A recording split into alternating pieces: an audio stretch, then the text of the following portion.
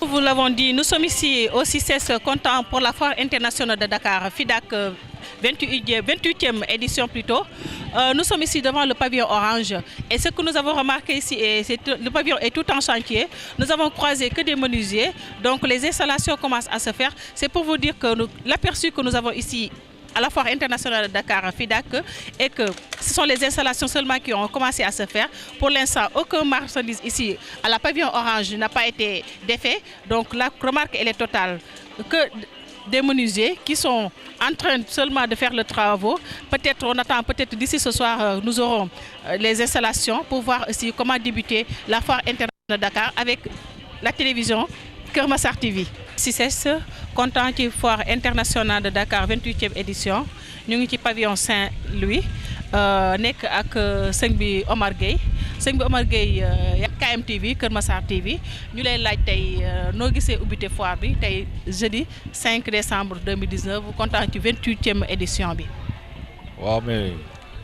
foire bi comme d'habitude rek toujours moom amélioration yi toujours dafa war di avancer mais day gën di dellu ginnaaw quoi. ñi ngi ñëw depuis ce matin mais sunu kii sax gisuñu ko suñuy pavillon quoi voilà instant yi dara pareegul voilà. waaw yéen ñuy jógee Saint-Louis ba Dakar ñëw content pour foire internationale de Dakar am yaakaar di jaay seen marchandise tey jii ban tey boo leen di ñaxtu ban ñaxtu ngeen di am pour état Sénégal ak ñi organisateur ñuy organiser foire internationale de Dakar te loo leen di wax pour yëf yi gën a neex. waaw mais gars yi bu fekkee mënatuñ def benn at bi ñu yóbbu ko 2 ans yi sax préparation yi gën a jaar yoon mais ñëw annoncé foire bi le 5 lay démarrer ba tey yaa ngi ñëw fii xamoo fooy taxaw xamoo sax say stand c'est grave quoi xam nga jigee région jigee ba Saint-Louis ñëw toog fii di temporiser xam nga neexul moom xam nga waaw ok pour tey jii ngeen yéen ñi ñëw tey le 5 doonoon ñu ne leen tey la ubbite foire internationale de Dakar tey di jeudi ngeen ñëw mënoo leen démarrer mënoo leen exposer seen marchandise est-ce que journée bi tey loolu nan yéen noo leen ko compter rattraper. non journée bi dañ koy perdre ak yeneen i journée sax xam nga mais gars yi toujours da ngay xaar rek toujours ñun ñooy am tort quoi xam nga rek néew doole tooñ la moom xam nga mooy loolu. léegi tey jii boo leen doon laajte état Sénégal mu jàppale leen ci ban fànn ngeen bëgg état Sénégal jàppale leen. état Sénégal fi mu war a jàpp bëri na xam nga fi mu war a jàpp bëri na foire bi moom mooy loolu rek toujours day gën dellu ginnaaw moom li nga yaakaar mooy avance toujours day problème quoi. Sincèrement dañu sonn parce que nous avons quitté Matam à 20h30 nous sommes arrivés ici depuis 7h jusqu'à présent suñu bagage yaa ngi fii gis nga leen bagage yaa ngi nii mais ba léegi mënuñu jot suñu stand les gens sont vraiment séduits. Et vraiment, je pense que chaque année, les gens vraiment, je crois que devaient tirer le bilan de ce qui s'est passé par rapport aux régions, que stand est tel, fait que Sognoré a intégré ce stand, vraiment, et Ngamundiaï. Et depuis 7 heures jusqu'à aujourd'hui, il est presque 14h, presque 13h45, on n'est pas dans nos stands. Après, vous voyez, Baléounou, les gens sont là, comme si vraiment, ils ont été exilés, quoi. Premier jour, normalement, les délégations arrivent, les régions surtout, nous venons de loin. Moi, Matam, Kédougou, Tamba. Mais on me souvient pas que c'est une fois, directement. Nous installer ces produits, installer ces bonnes démnopliques. Mais si je dis que depuis cette heure, ni et c'est gênant quoi. Donc nous voulons vraiment à 15 ou 20 jours de la foire, fait que tout est en place, fait que Sognoré doit intégrer le stand. Et là aussi, je crois que d'ailleurs ça vraiment l'autorité foire internationale. Et ce n'est même pas bon pour la visibilité, pour l'extérieur, pour nos compatriotes qui sont là et surtout pour les étrangers qui participer à la foire. Donc il y a un problème d'organisation sérieusement. Et donc les gens doivent revoir l'organisation vraiment de cette foire, vraiment pour que vraiment, parce qu'on dit foire internationale de Dakar. Donc vraiment, on doit être, je crois, plus professionnel que ça. Quoi. Par rapport à est-ce que nous, ce qu'on a amené, vraiment, la clientèle vraiment y adhère. Bon, par expérience, je pense que dans une fille, avec ces produits, on a pu vraiment écouler ces produits. Vraiment, ça a été satisfaisant, surtout les produits céréaliers et les produits végétaux avieux. Wow, donc, vraiment, ça a marché. Et je pense que c'est aussi vraiment. Les gens ont fait des efforts vraiment pour reprendre aussi vraiment besoin des clients. Waaw Matam ñëw nañ ci jàmm ak salaam pour foire bi mais lu may wax rek vraiment passable la parce que su fekkee nit ñi nee nañu foire bi c'est le 5 tey ñëw nañ le 5 nga xam ne même stand benn parewul muy stand yu nekk ci biir yi ak pavillon yi amul benn defar léegi la ñuy commencé di defar nit ñi ñu ngi toog ci seen bagage yi xam nga loolu aussi nga nekk ci transport bi nelawoo ba nga egsi encore ak coono nelawuñu lekkuñu raxasuñu sanguwuñu defuñ dara toog ci suñu bagage yi di xaar encore ba ñu defar pavillon yi pour ñu dugg parce que foire bi léegi du foire bi du foire lu ñuy wax aussi directeur foire bi na defar foire na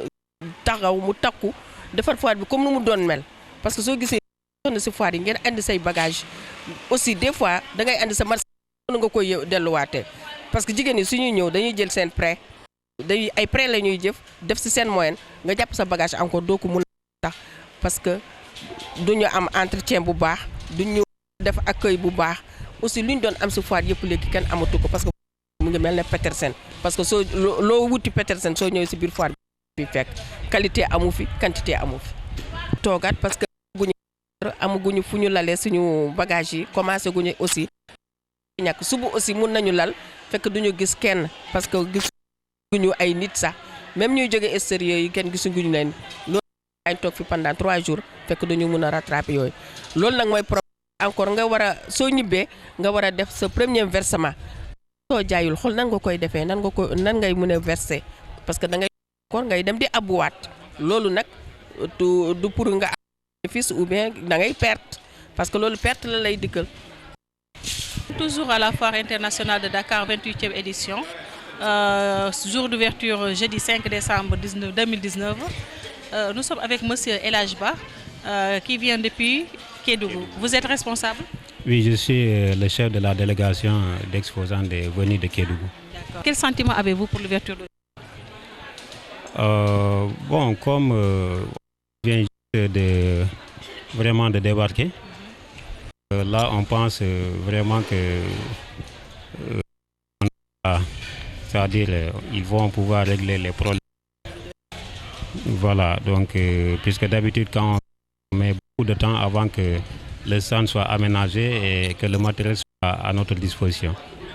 Donc, et là aussi, à voir, les stands n'ont pas encore été tout à fait aménagés. Voilà, donc c'est ce sentiment-là que j'ai. Vraiment, j'ai fait un appel à l'endroit des acteurs qu'ils fassent, puisqu'on a quitté de très loin. Le mieux serait quand on vient, on trouve que tout a été. Alors, c'est ce qui nous arrange. Au jour d'ouverture que vous avez déjà perdu une journée. Et maintenant, comment comptez-vous rattraper cette journée? Bon, généralement, il y a à la fin, il y a une marque qu'on donne aux exposants, c'est-à-dire une prolongation de quelques jours. Ça peut aller jusqu'à une semaine, quelquefois. Mais là, ça dépend aussi aux exposants. Pas à tout le monde de pouvoir rester ici à Dakar, donc de tenir pendant tout ce temps-là. Puisqu'il ne faut pas oublier que plus le temps passe, les dépenses, ça augmente avec les prises en charge et autres. Ce n'est pas aussi facile que ça. Maintenant, des fois, les journées perdues, comment ils vous font rattraper ça? C'est gratuit qui vous donne de plus? C'est gratuit concernant le paiement des stands ou bien? En tout cas, en ce qui concerne nous, on ne nous a jamais fait payer quand il y a une prolongation. On a eu ici à assister à la prolongation, mais jamais on n'a versé un seul sou. Oui. Vous êtes venu de très loin, Kédougou. Nous savons très bien que Kédougou, c'est pas le Sénégal oriental, c'est en bas du Sénégal. Quel produit avez-vous amené cette année et qu'est-ce que vous comptez en faire pour le public ou bien les visiteurs ici? Les produits, je dois préciser qu'on est venu avec une composée de groupements de femmes, les femmes qui dominent. Il y a un seul homme dans la... Il s'agit de menuisier en bambou. Donc, sinon, tout le reste, c'est des groupements de femmes qui œuvrent dans la transformation de produits agricoles. On peut citer entre autres le beurre de karité, le fognon, même le brésil de maïs, le miel, l'huile de palme, en tout cas tout ce qui est fabriqué au niveau local. Donc c'est l'occasion pour nous de venir ici pour que ces femmes entrepreneurs puissent vraiment montrer leur savoir-faire au public. Merci beaucoup, M. El Hadj Ba. Vous étiez avec Keur TV pour un entretien concernant l'ouverture du foire internationale 28e édition, jeudi 5 décembre 2019. Merci. On a l'habitude depuis un certain nombre d'années. Bu ñu ñëwee dinañ fi toog 2 ou 3 jours ñu soog a installer bagages yi et c'est du temps perdu, après on prolonge. Je pense que c'est des choses à corriger pour la prochaine fois étant donné que la foire est devenue annuelle. Vraiment diggante bi dafay nekk diir gu gàtt mais war nañ cee fexe ba exposants yi au moins bu ñu amee bu ñu ñëwee ñu am fu ñu teg seen bagage waaw. ñu gis ni que yéen par rapport ak ñoo xam ne ñu jógee ay yeneen région ay Kédougou ay Tamba yéen xaw ngeen jege tey yéen ji tey journée bi gis nañu ko tey perte ngeen ko c'est une journée perdue d'avance léegi yéen noo leen compter rattraper seen journée tey bés bu parce que ba léegi gis nañu ni que apparemment exposé woo leen. waaw xam nga ni ñu koy rattraper rek mooy ne wërsëgi jaam yàlla c'est ce qu'on dit ku fas yéene écoulé li nga indi sa production incha allah di nga ko écoulé. Loolu daal ñu ci lañ ko teg dañ ko teg ci loxo yàlla daal ndax gis nga exposants yi ñu àndal ñoom indi nañ seen bagage fi lañ fanaan démb lañ ñëw mais mënuñoo installer gum te installation bi dafay jël temps décoration bi jël temps donc c'est des choses yoo xam ne dañ ko waroon a def avant daal ni ma la ko waxee sànq donc ñu ngi teg lépp ci loxo yàlla ñun moom boo indee produit yu baax defar ko ni mu ko war a defee respecter toutes les normes da ngay wax ne sa produit dina jàll incha allah te doon nañ yaakaar puisque chaque année ça se fait comme ça. liñ leen bëgg a wax rek mooy ñu corriger ko parce que mu ngi bëgg a durer ndax normalement foire boo ñëwee da nga war a fekk sa yëpp kii nu mu tuddati ñu defar installer la yëpp nga décorer sa stand après teg say marchandise jaay booy am kii genre retard na nekk benn fan. mais fi mu nekk nii xam nga tey ñu ngi kii lii duñ décorer tey suba mun nañ décorer muy jël temps li ñu koy wax daal mu jéem koo corriger ni mu koy corriger mooy da ngay teel a jóg nga jóg avant événement bi nit ñi jënd seen stand publicité bi teel a commencé ñu bind autorités yi ñuy war a bind ñu corriger lii nga xam ne moom lañ fi gis parce que dafa bëgg a yàgg nañ ñu ci dimbale ñuy teel a jóg teel a def visite de prospection yi. teel a def désherbage beeg yooyu mun na installer stand yi au moins bu ñëwee ñu fekk ñu tegal ñu stand ak table ak chaise ñu mën a lal ñi nga xam ne ñoo leen di accompagner nag ñun ñooy gën a sonn ci yëf yi parce que nous sommes obligés di leen dalal seen xel waxtaan ak ñoom di leen wax ñu daal pour ñu mun a jaay après mais daal li ñu leen di wax daal nañ ko corriger teel a jóg cette organisation bi ni mu demee parce que normalement bu fekkee ne def nga foire ba pare da nga war a évaluer donc boo évaluer xam nga faay donc faay yi nga évaluer ren je pense que da nga koy corriger déwén mu bañ a amate loolu daal lañ leen di wax di sant yàlla bu baax a baax li ñu ko fekkee ren di ñaan yàlla ñu fekkee ko ay ati.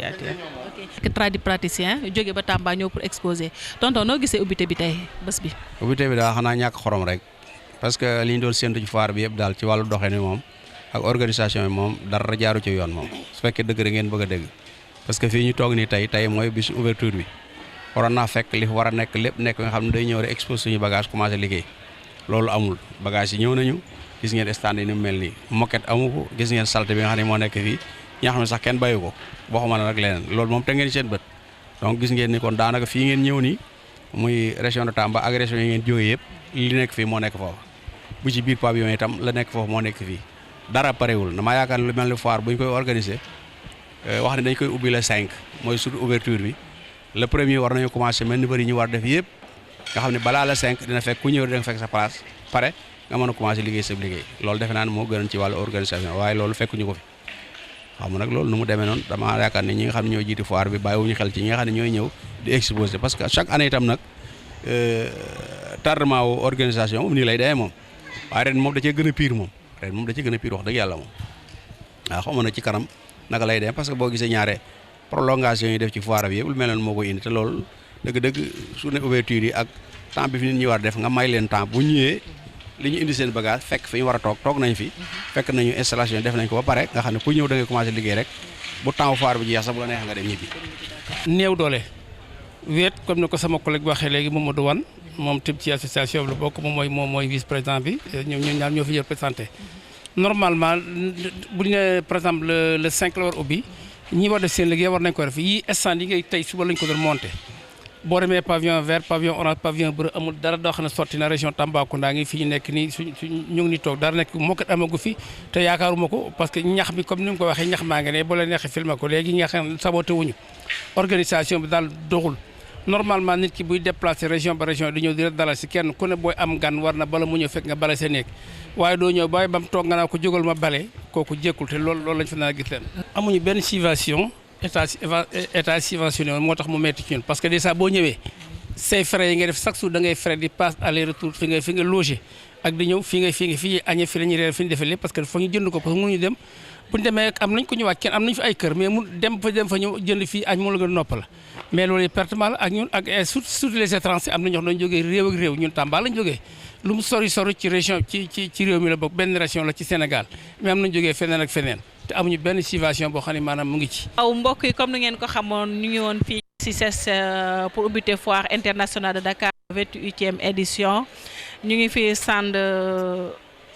Tamba Matam